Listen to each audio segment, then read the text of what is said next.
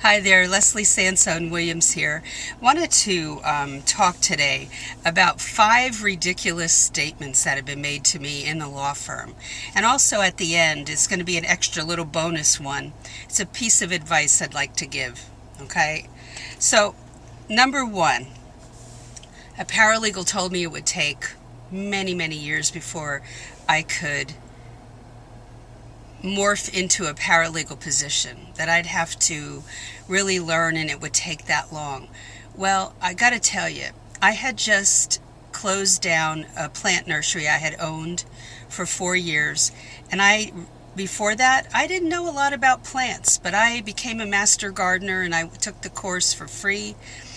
And I also studied up on plants and learned all I could because I knew I was going to have people coming in from the garden club in my little town. I knew they would come in and they would almost test me. So I had to be on my game. So when somebody tells me that I can't do something or it's going to take forever to do it, I think it's because it took them that long and they really bought into that belief. But for me, it didn't take that long. And I was in a paralegal job in less than a year. But that's because I had her as a great mentor. And I had an attorney there as a wonderful mentor who allowed me to work side by side with him on trials. And it really set the foundation for my whole career. And I will never forget that, and I'm so grateful. So don't always take everything that people say as the truth, because it might have been true for them. It might have been true that they haven't had a raise in 3 or 4 years or don't get bonuses or any of that stuff. But you control that yourself. That doesn't mean you have to stay in a position for 11 years, or 7 years or whatever it is. You control how much you make. And you don't have to wait until somebody says, okay, now you're a paralegal. Yay, I'm going to graduate you. You can graduate yourself. But you do have to learn some heavy-duty stuff and gain some knowledge before you can move into that field. In some instances, people are called paralegals and they're nowhere close to that. They're really not doing paralegal work, they're doing clerical work. And paralegals will do both, but you can't call somebody who's doing pure secretarial work a paralegal. People do, but it's really not true. Don't buy into the fact that you have to wait. You do not, but you have to have knowledge in order to trade up or trade to that position. All right, so number 2, I suggested that we use a chart to track cases. I suggested this to a senior partner of a firm he and I were friends, and he just kind of poo-pooed, that'll never work. Okay, that's ridiculous statement number 2. He finally gave in to the idea, and I had used it in another firm to track my cases. And we did it. We had meetings every Friday morning, and it absolutely worked to keep everybody on track with their deadlines, so that we didn't miss deadlines for documents to be filed or hearings to attend. So that was ridiculous statement number 2, that no, it'll never work. It did work like a charm. So fight for what you think is right. Number 3, paralegals in a firm I had just joined were mocking another firm that had really been in the town for several decades, and it was respected, well known, a force in the state of Florida. And in my firm, which was very tiny, they would just mock it and say certain things, and I was like, I just wouldn't participate. I didn't know anything about it. And so I had the opportunity to receive some training from a couple people from that firm. They came to our firm, trained us in some software, and I thought, these are really great people. And I saw not too long after that a job was open, and I applied and got it. And it was a wonderful position for a great partner in the firm, and he was a hoot to work for, so hilarious. He could have been a stand-up comic. So it was the statement of they're this, they're that. Don't buy into that. Don't take that as truth. Don't listen to it and don't participate in it. So that was number 3. Number 4 is a person who actually became a friend of mine, but wasn't at this point. I had just joined the firm. She said that because I didn't have lunch with them every day, this is why people's noses were in. They were in a snit because I wasn't joining them for lunch. So she said, I can tell who's going to make it in this place or not, and who's going to fit in. I thought, boy, this sounds like 7th grade all over again. And I didn't say that to her, but I was thinking it. And all I said to her was, well, we shall see, right? And she goes, uh-huh.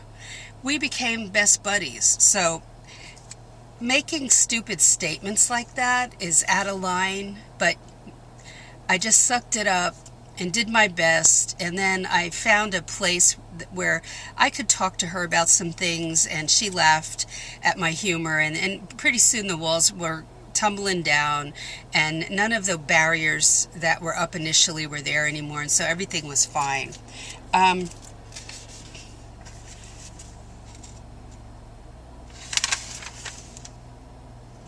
Oh, this was an interesting one, and take this one to the bank, literally.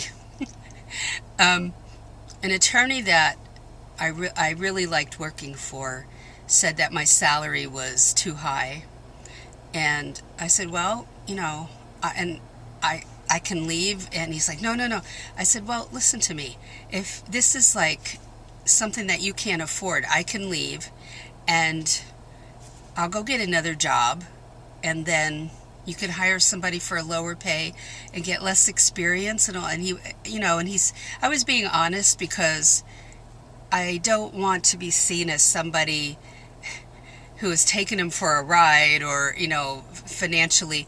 I was underpaid at that point for what I was doing. And so I had to give him that ultimatum, and I was ready to go if that be the case. But it wasn't the case, and I stayed, and I was in the middle of getting my criminal justice degree, and I finished that up, and I ended up leaving his firm and working for somebody else. But he was a great mentor.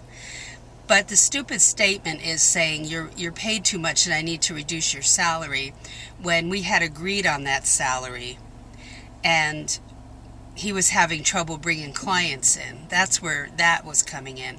But I needed to make a certain amount of money because I had children getting ready to go to college. So it wasn't an option for me to make less. And I was driving a long way every day to go to work, and back, and wear and tear on my car. So that was number 5. Ridiculous statements about your pay. Be careful. Don't go backwards with your pay. Be ready to leave if things don't work out. It's not the end of the world. Especially when you have experience at that point, you're going to end up getting another job.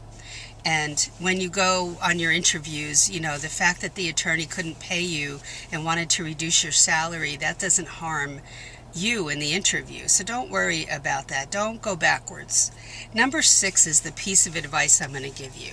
Things that a lot of us in the legal field have experienced, because we work with people who do litigation for a living. They argue for a living.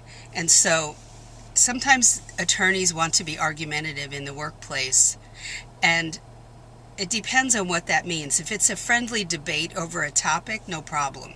But I had an attorney walk in my office, and I really liked this attorney. He was easy to work for. But we had a meeting the day before, and we went over everything that I was supposed to do. And I had a list. So I was plowing through that list in my office, and he came in and asked me if I had something done. And I said, well, I don't know. You didn't tell me that was something I should work on today.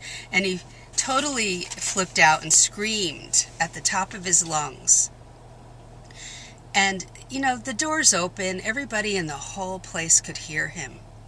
And so I was very embarrassed, and I worked through the rest of the day. He wasn't in my office after that. And I just thought about it. I talked to my husband, and he said, just go back in and ask if you can shut the door to discuss what happened.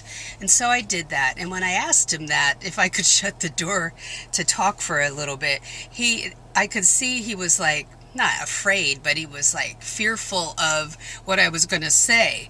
And I told him, I said, I took all of your directions down the other day, verbatim. I can take word for word down when anybody gives me instruction, in person or over the phone. It's word for word. So he apologized. I said, I have it right here, but it's not listed. I looked through it 3 or 4 times. And he said, no, I'm sorry. I shouldn't have done that yesterday. But I'll tell you what happened.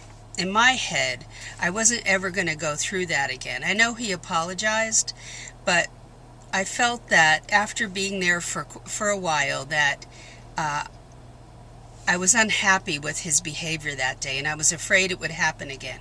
No one should have to take being screamed at, because once you accept that type of behavior, they feel they can do it again and again, even with the apologies, and I don't buy into any of that. So after a short time, I met up with the attorney who I worked for in the first firm, and we met for lunch because he said he wanted to talk to me about working for him and see if we could come to an agreement, and we did. And I ended up leaving my firm after about 2 or 3 weeks and worked for this attorney from the first firm I ever worked with, and he was my mentor there. So it worked out for the best, and I left with no hard feelings. But don't ever take bad behavior. Make your plans always to be ready with your resume and cover letter to leave a firm in case something occurs. I know there's such a thing as forgiveness, but screaming and bad behavior, it's usually a sign that something else is wrong, and they're bringing it to work, and it's not worth your time or effort to stay. So that is it for today. People will make ridiculous statements to you. It doesn't mean you have to believe it. Okay? And I hope you will tune in again for the next video. Be sure to check out the Facebook page, Paralegal Coffee Talk, and also the website at lesliesansonewilliams.com. And there are podcasts there, and I'm going to be adding several more. So stay tuned for that. And several videos go up every single week. So stay tuned for those and check back to the to YouTube. And please subscribe and like the video if you did get something out of it, because that will help. And if you subscribe, you'll get notifications just that a new video has gone up. So have a great day, and I will talk to you in the next video. Take care. Bye-bye.